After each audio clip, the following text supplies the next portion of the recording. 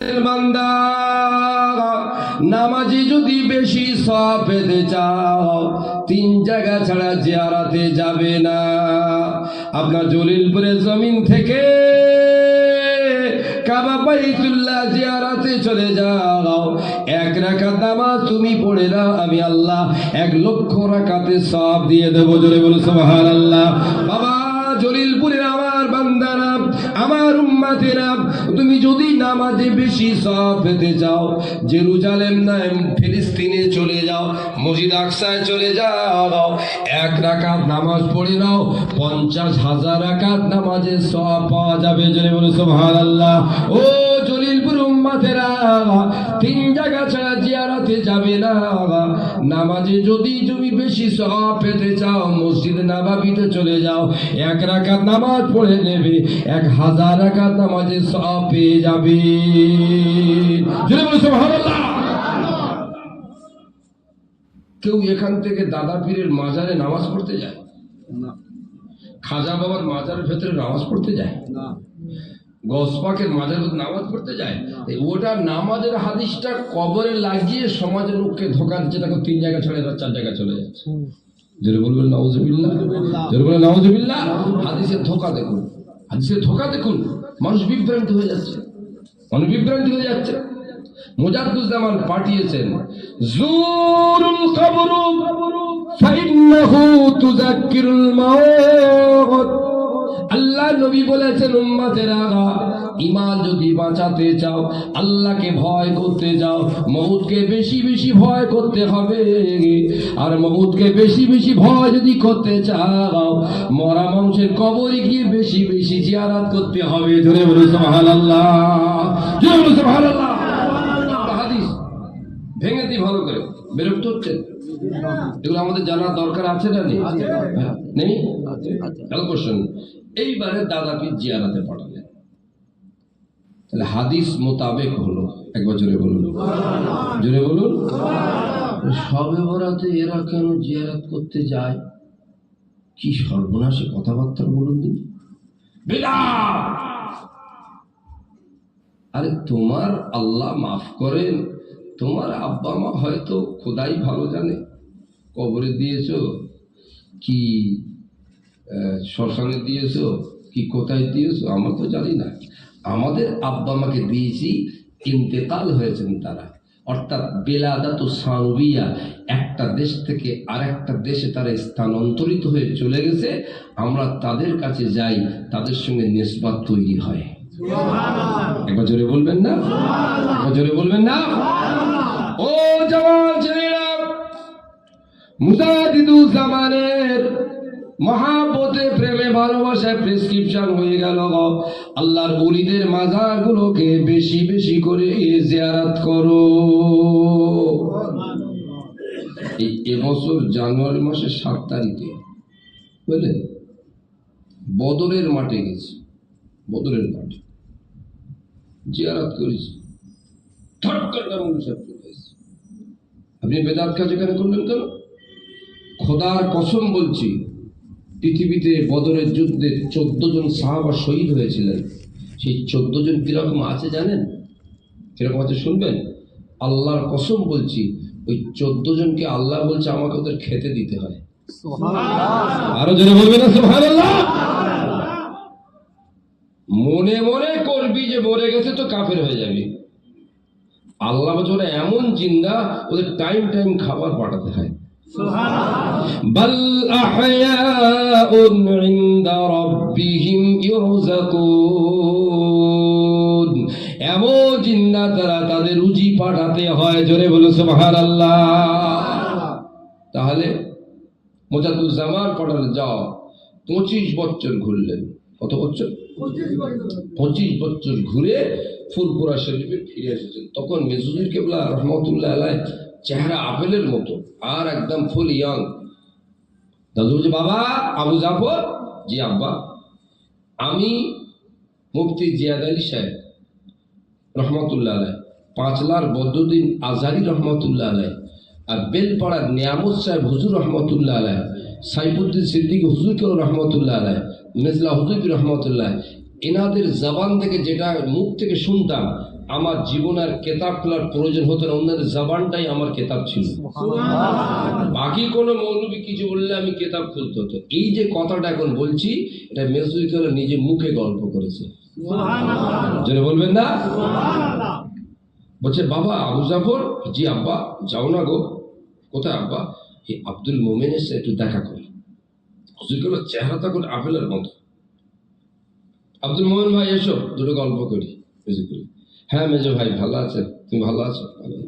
মেজুগুলো তো পণ্ডিত মানুষ ছিলেন। কিরকম পণ্ডিত দেখুন, একেবারে 100-র উপরে বয়স হয়ে গেছে, 100-র উপরে বয়স। বাবা বিকেলবেলা আমরা সব যেতাম, হুইল চেয়ার করে একটু মসজিদে নিয়ে যাবে। তা আসল বাদ, হুইল চেয়ার, শরীর খারাপ।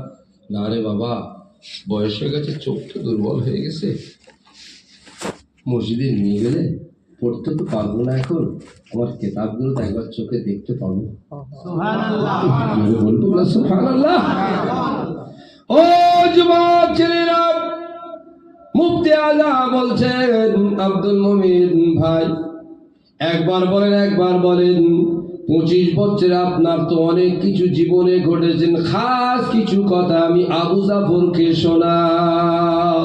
বলে মেজো ভাই যান, ও মেজো ভাই যান, কি শোনাবো আপনাকে, কি শোনাবো? আল্লাহ পাক আব্বা জান জামানার মুজাদ্দিদকে এত বড় নিয়ামত করেছেন, আল্লাহ পাক এত বড় নিয়ামত করেছেন আব্বা জানকে। আব্বা জান আমাকে দোয়া করে বুকে হাত বুলিয়ে ছেড়ে দিলেন। পৃথিবীর জমিনে যে দেশে, যে রাষ্ট্রে, যে রাজ্যে, যে জেলায়, যে কবরস্থানে, যে মাজারে আল্লাহর ওলি জিয়ারত করতে গেছি, সেই আল্লাহর ওলি আমার সঙ্গে কথা বলেছে। জোরে বলবেন না সুবহানাল্লাহ? তুমি দেখাও তো বেটা, তুমি খালি না না করছো, তুমি তো কানা, তুমি দেখতে পাও না বলে কেউ দেখতে পাবে না, এটা বললে কেন? এটা ভাবলে কি করে? ও আমার ভাইরা, জওয়ানেরা, যুবকেরা, হুজুরকে বলে আরো আগ্রহী হয়ে গেলেন। আব্দুল মোমেন ভাই আরো কিছু কথা আমাকে শোনান। ও মেজো ভাই, কি কথা শোনাবো? বাংলা জমিন থেকে শুরু করি, এমনি করে আফগানিস্তান থেকে, মায়ানমার থেকে, পাকিস্তান থেকে শুরু করে, মিশর থেকে, জার্মান থেকে, জাপান থেকে, আরব থেকে, ইরাক থেকে, ইরান থেকে, ইউরোপ দেশ পর্যন্ত আল্লাহর ওলিদের খুঁজে পীরের দোয়াকে, পীরের ইজাজতকে পালন করার জন্য আমি রওনা দিতে ইউরোপের জঙ্গলে পৌঁছে গেলাম। ও মেজো ভাই, ইউরোপের জঙ্গলে পৌঁছে যাওয়ার পরেতে ডান দিক বাম দিক রাস্তা খুঁজে পেলাম না, কোথায় যাব, কি করব, একা আল্লাহ আল্লাহ করছি। মেজো ভাই হঠাৎ করে দাঁড়িয়েছিলাম নিথর অবস্থায়, এমন সময় জঙ্গলের ভিতর থেকে সুন্দর একটা বেল ফুলের সুবাস আমার নাকে এসে লাগে। এত সুস্বাদু, এত সুবাস, ওই খুশবুটা পাওয়ার পর আমি মুগ্ধ হয়ে গেলাম। জোরে বলো সুবহানাল্লাহ। থমকে দাঁড়িয়ে গেছে মেজো ভাই, কি ব্যাপার? এই সেন্ট কোন আতরের না, আর সাধারণ ফুলের তোরা, এই সেন্টটা অসাধারণ ফুল। মেজো ভাই ওই আমার মাথায় চক্করকে, মেজোকে এরকম বসে গল্প করছে সামনাসামনি, বলছি মেজো ভাই মাথায় চক্কর খেলে গেল যে ফুল গাছ থেকে এমন কি ফুল এত সুন্দর খুশবু আসে, ওই গাছটা আমাকে খুঁজতে হবে। ওই হলো নিশানা। একবার জোরে বলুন, একবার জোরে বলবেন না? দাদা হতে তো এটিএম দিয়েছে, খালি মেশিনটা দরকার।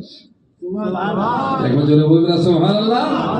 ও দাদা পীরের মাহবুবের মানুষেরা, হুজুর আবার ওই ফুলের সুবাসটা নিতে আস্তে আস্তে জঙ্গলের মধ্যে প্রবেশ করলেন।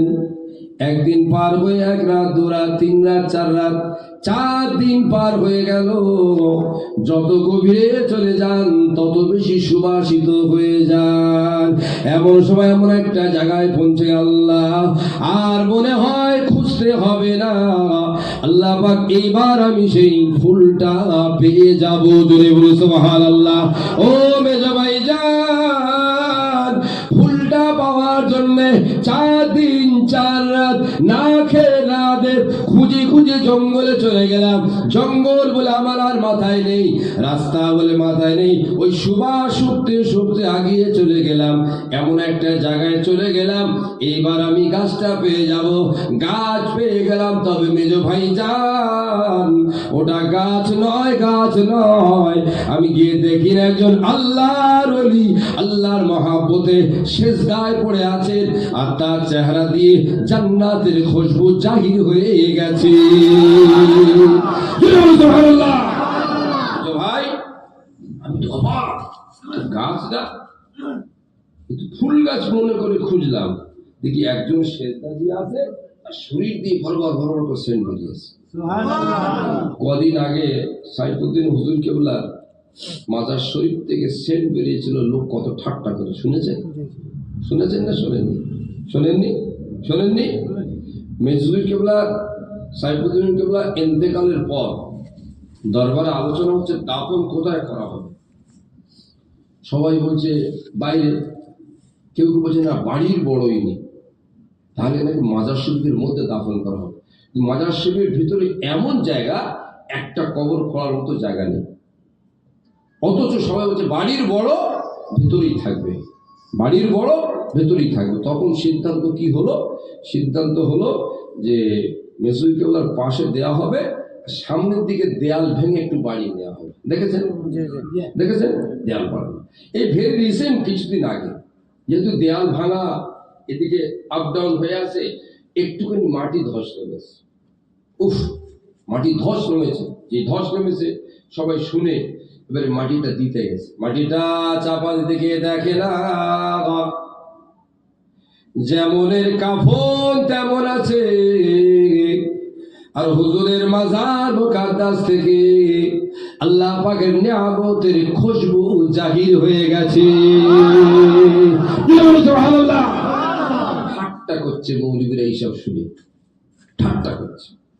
আরে ইমাম বুখারী রহমাতুল্লাহ আলাইহি, যিনি বুখারী শরীফ লিখেছেন, ইমাম বুখারী রহমাতুল্লাহকে যারা দাফন করতে গিয়েছিলেন, দাফন করার পরে হুজুরের কবর থেকে এত খুশবু জাহির হয়েছে, যত লোক দাফন করতে গিয়ে খুশবুতে প্রেমে দিওয়ানা হয়ে গেছিলেন। মিথ্যা কথা? আল্লাহ রাসূল বলেছেন আল কবরু রাউযাতুম মিন রিয়াদিল জান্নাত, আমার একদল উম্মতের জন্য কবরটা হবে ফুলের বাগান। সুবহানাল্লাহ। আর তোমার বাপের কবর থেকে পায়খানার গন্ধ বেরোতে পারে, তবে তুমি সবাইকে তাই মনে করবে? যেটা বলো না। ও আমার ভাইরা, জওয়ানেরা, যুবকেরা, ওই সময় আল্লাহর বান্দাটা সেজদায় পড়ে আছেন, আল্লাহু আকবার বলে সেজদায় পড়ে আছেন। ফাসাজাদা সাজদাতান তাবিলা, হাদিস পাকের মধ্যে পাওয়া যায় আমার দয়ার নবী, সোনার নবী আমার লম্বা লম্বা সেজদা দিতেন, এত লম্বা সেজদা দিতেন পিছন থেকে সাহাবায়ে কেরামগণ অবাক হয়ে যেতেন, আল্লাহ নবী পাক কি উঠেছেন কি না, এত লম্বা সেজদা দিতেন হুজুর। ফাসাজাদা সাজদাতান তাবিলা, লম্বা সেজদা। কিছু মানুষ আছে তারা ফানাফিল্লাহ, তারা কি ফানাফিল্লাহ, ফানাফিল্লাহ যারা হয়ে যায় ওদের কাছে দুনিয়াটা আর থাকে না। ফানাফিল্লাহ হয়ে যায়, পৃথিবীটা তারা ভুলে যায়, আল্লাহ ছাড়া, আল্লাহ বলে চোখ বন্ধ করে এরা বসবে, তো এক মাস বসে থাকবে, আল্লাহ বলে সেজদা দেবে তো পড়েই থাকবে। এনাকে হলো আল্লাহর মজজুম ফানাফি, ইনাদের জন্য সব মা, এনার জন্য সব মা। এনার হলো আল্লাহর প্রকৃত অর্থে প্রেমের ফকির। এক বছরে বলুন, এই ফকির না যাদের জ্বালায় মাজার জিয়ারাত করতে ভয় হয় যে এজমা রোগ হয়ে যায় কিনা, এত ধোঁয়া করে, গেঁজার ধোঁয়া, ও ফকির না, এ হলো আল্লাহর ফকির। একবার জোরে বলুন। ও আমার ভাইরা, জওয়ানেরা, যুবকেরা, হযরতে সুফি আব্দুল মুমিন রহমাতুল্লাহ আলাইহি হুজুর আমার চিন্তা করছেন, আল্লাহ এত কষ্ট করে জান্নাতের ফুলটা পেলাম, এত বড় জান্নাতের নিয়ামত প্রাপ্ত বান্দাকে পেলাম, আমি আব্দুল মুমিন মনটা কাঁদে, আল্লাহ তার সঙ্গে একবার কি সালাম মুসাফা হবে না? কিন্তু তিনি সেজদায় পড়ে আছেন, কি বলে ডাকবো? বেয়াদবি হয়ে যাবে। বিসমিল্লাহ আল্লাহু আকবার বলে সুফি আব্দুল মুমিন হুজুর আমার 2 রাকাত নামাজের নিয়ত করে নিলেন। আমিও 2 রাকাত নিয়ত করি, এখনকার দিন চলেছে কি জানেন, শুধু নফল বন্ধ করো, শুধু নফল। বুখারী শরীফ, বুখারী শরীফ, বুখারী শরীফ, হাদিসে কুদসি, রেফারেন্স বুখারী শরীফ। মৌলবীরা খোলো, রাসূল বলছেন, আল্লাহ জানাচ্ছে, লা ইয়াজালু আবদুন ইয়াতাকাররাবু ইলাইয়া ইল্লা বিন-নওয়াফিল। ও আল্লাহর বান্দা, আল্লাহর যদি কাছের হতে চাও বেশি বেশি নফল ইবাদত করে নাও। জোরে বলো সুবহানাল্লাহ।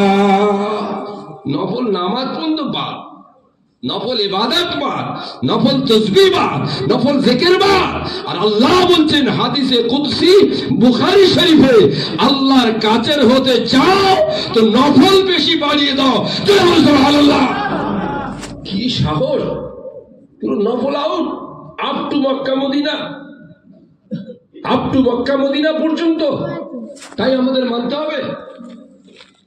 আজীব ব্যাপার, নফল আউট। আল্লাহর সেই বান্দা তত কাছের হয়েছে যার জীবনে যত নফল পাওয়া গেছে। এই হাদিসটা বুখারী শরীফ। হাদিসটা কোথায়? বুখারী শরীফ। হ্যাঁ, ও আমার ভাইরা, জওয়ানেরা, যুবকেরা, হুজুর আমার বিসমিল্লাহে আল্লাহু আকবার বলে নামাজের পাশে সেজদায় পড়ে গিয়ে 2 রাকাত নামাজ আদায় করলেন। আসসালামু আলাইকুম ওয়া রাহমাতুল্লাহ। 2 রাকাত নামাজ পড়ে নিয়ে অপেক্ষা করে দাঁড়িয়ে আছে আল্লাহ। জান্নাতের খুশবুওয়ালা বান্দাটা এখনো সিজদা থেকে মাথা তোলেন না। আল্লাহ, একটু কথা বলবো, অস্থির হচ্ছে, একটু কথা বলবো, একটু কথা বলবো, কিন্তু সিজদা থেকে মাথা তোলে না। কি করি? অনেকক্ষণ পর সিজদা থেকে মাথা তুলেছে।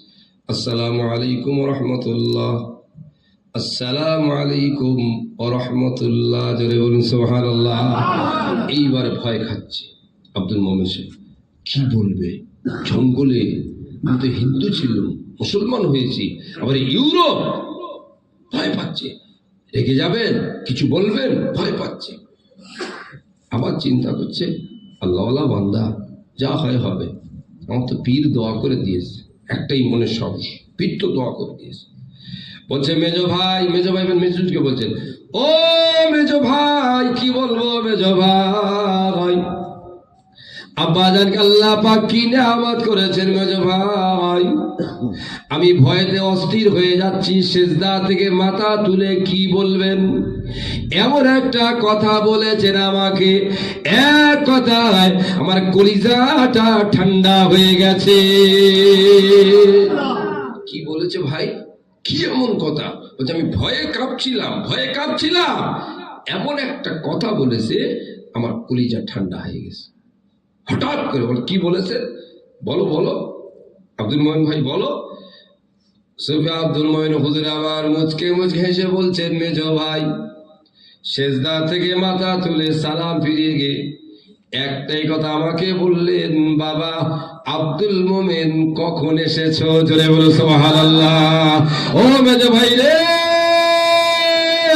দিওয়ানা হয়ে গেলাম, পাগল হয়ে গেলাম, আল্লাহ আল্লাহ করে চিন্তা করে, আল্লাহ আমার নাম ছিল প্রতাপ চন্দ্র, আমি তো পরে আব্দুল মোমেন হয়েছি।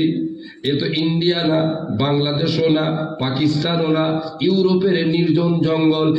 এক কথা আব্দুল মোমেন কখন এসেছো বাবা? জোরে বলো সুবহানাল্লাহ। এমন আদর করে আমাকে ডাক দিয়েছে, এমন আদর করে আমাকে ডেকেছেন, ওই ডাকটা শুনে আমার কলিজা এতটাই ঠান্ডা হয়ে গেছে, আমি তার সন্তানের মতো আপন হয়ে গেছি। জোরে বলো সুবহানাল্লাহ। বাবা কখন এসছো বাবা? নাম ধরে বলছে, জোরে বলুন। যে হুজুর, আমি একটা ফুল খুঁজছিলাম, ফুল ফুল খুঁজতে আমার 4 দিন 4 রাত লেগে গেছে, দিশাহারা রাস্তা পাইনি, কোথায় যাব? এই ফুলের সেন্ট শুকতে শুকতে, সুঘ্রাণ নিতে নিতে এই জায়গায় এসে পৌঁছে আপনাকে পেয়েছি হুজুর। 4 দিন দানা পানি পর্যন্ত খাইনি, খুব খিদে লেগেছে বাবা। যেটা বলবেন না, যেটা বলবেন না। ওয়ারযুকু মিন হাইসু লা ইয়াহতাসিব। আল্লাহর উপর যারা ভরসা রাখে, আল্লাহ কোথা থেকে কিভাবে রুজি দেবে সে নিজেই বুঝতে পারে না। যেটা বলবেন না সুবহানাল্লাহ।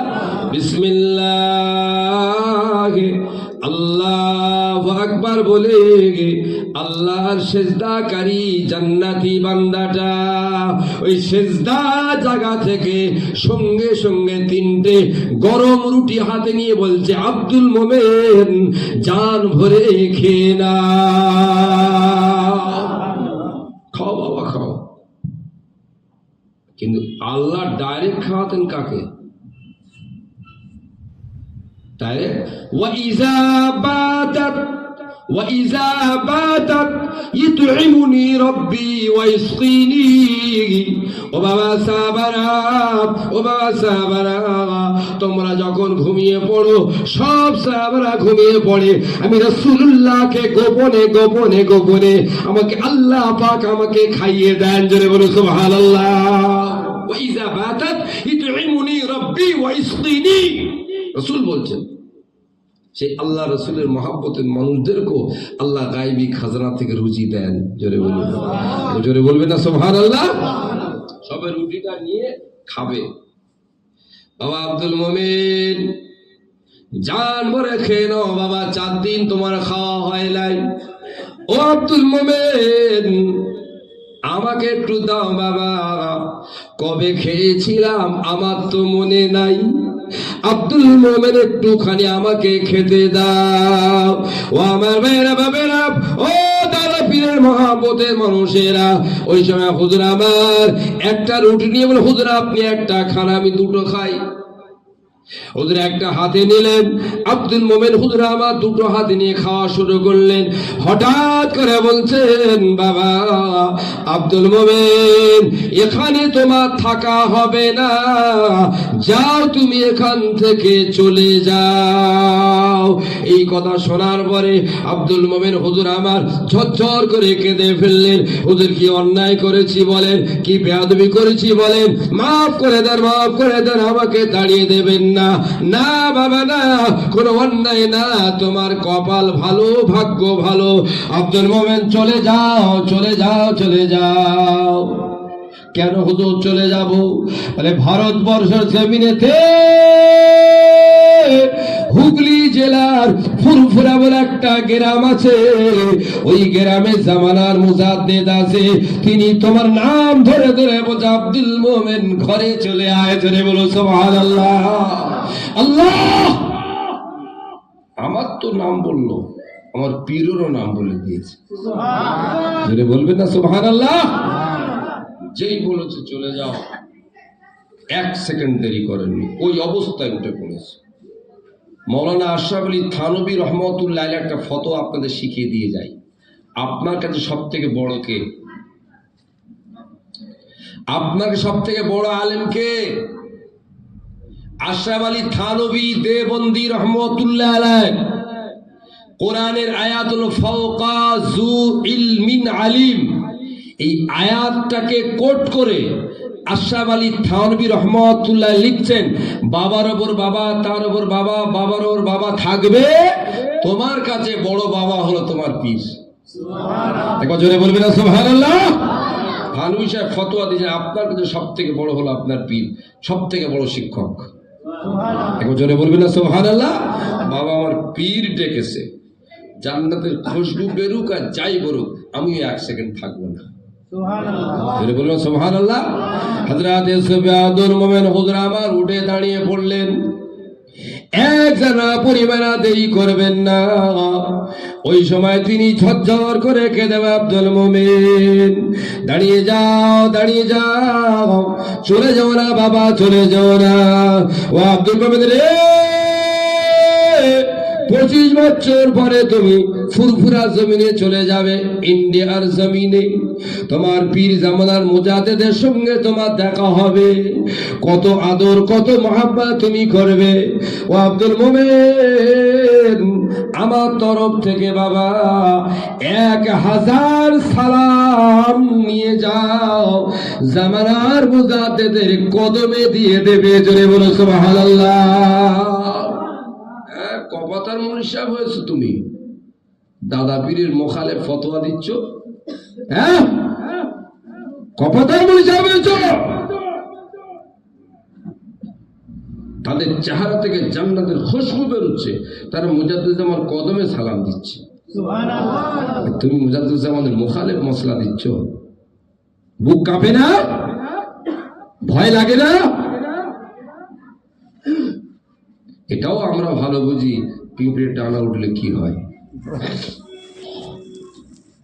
ও আমার ভাইয়েরা, জওয়ানেরা, যুবকেরা, সুবি আব্দুল মোমেন হুদরামা তৈরি হয়ে গেলেন, ওখান থেকে বেরিয়ে চলে আসবেন। যখন পীরের নাম বলে দিয়েছেন, তখন চলে আসার সময় যখন কদমে সালাম দিচ্ছেন, আব্দুল মোমেন হুদরাম তো হাত তুলে সারেন্ডার করে বলছেন, হুজুর বেয়াদবি মাফ করে দেন, আমি এখান থেকে আর যাব না।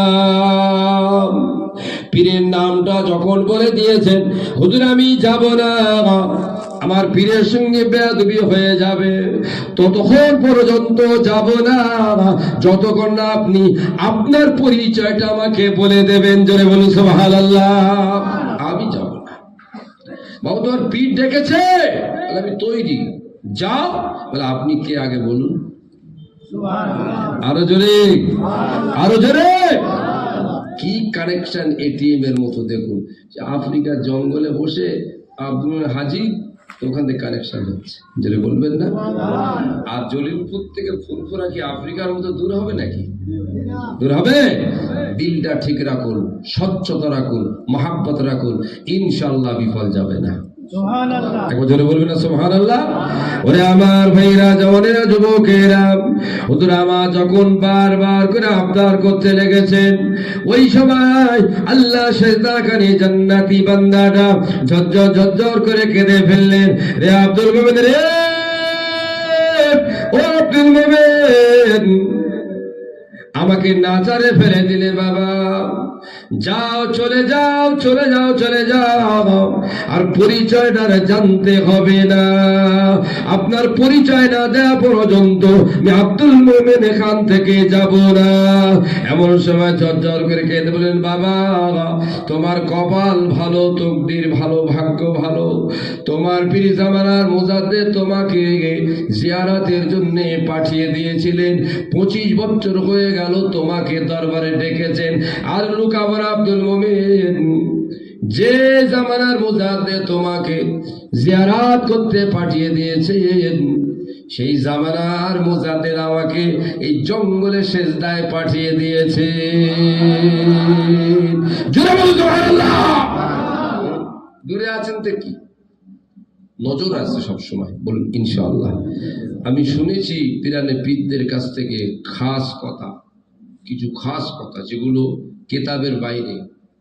হুজুর কেবলা বলে গেছেন, বা হুজুর কেবলা যে আব্বাজান মুজাদ্দিদ জামানের যারা মহব্বত করে, সত্যিকারের মহব্বত করে, সে যেখানেই থাক, যখন আব্বাজানের মহব্বতের সিলসিলার কথা হয়, জানো হুজুর কেবলা বলছে, জানো আল্লাহর হুকুমে আব্বাজান মাজার শরীফ থেকে আল্লাহর হুকুমে কুদরতি চোখে তাদের দিকে তাকিয়ে থাকে। একবার জোরে বলবেন না সুবহানাল্লাহ। আপনি প্রায় জায়গায় বলি, টেরা ব্যাকা গুলো হটো, মহব্বতের মানুষগুলো বসো, বিফল যাবে না। একবার জোরে বলুন দরুদ শরীফ, আল্লাহুম্মা সাল্লি আলা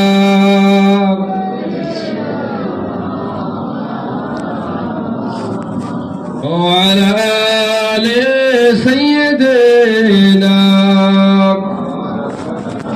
জান বলে বলুন কালমা লা ইলাহা ইল্লাল্লাহ, লা ইলাহা ইল্লাল্লাহ, লা ইলাহা ইল্লাল্লাহ, মুহাম্মাদুর রাসূলুল্লাহ, হাসবি রব্বি জাল্লাল্লাহ, মা ফি قلبي غير الله، نور محمد صلى الله، لا إله إلا الله، لا إله إلا الله, محمد رسول الله। আমার ভাইরা, আপনাদের যাদের বয়স হয়ে গেছে, আপনারা তো বেঁচে গেছে, মরণ তো এই বাচ্চাদের। এরা নদীর ঢেউয়ের মধ্যে পড়ে যাচ্ছে, এক এক সময় এক এক মশলা খালি খামচানি পাচ্ছে। কথা ঠিক না ভুল বলে? এদের নিয়ে চিন্তা। আল্লাহর হুকুম নিসবাত ঠিক রাখুন, কে কবরে আর কে উপরে এ ভাবার সময় নেই। এটাই ভাবতে হবে, রুহুটা ঠিক থাকলে কানেকশন ঠিক থাকবে। ওমর ইবনে আব্দুল আজিজ রাহমাতুল্লাহ আলাইহি, যাকে ইসলাম ধর্মের পঞ্চম খলিফা বলা হয়, প্রথম খলিফা আবু বকর সিদ্দিক রাদিয়াল্লাহু তাআলা, দ্বিতীয় খলিফা ওমর ফারুক রাদিয়াল্লাহু তাআলা, তৃতীয় খলিফা ওসমান জিন্নুরাইন রাদিয়াল্লাহু তাআলা, চতুর্থ খলিফা আলী মুর্তজা রাদিয়াল্লাহু তাআলা, পঞ্চম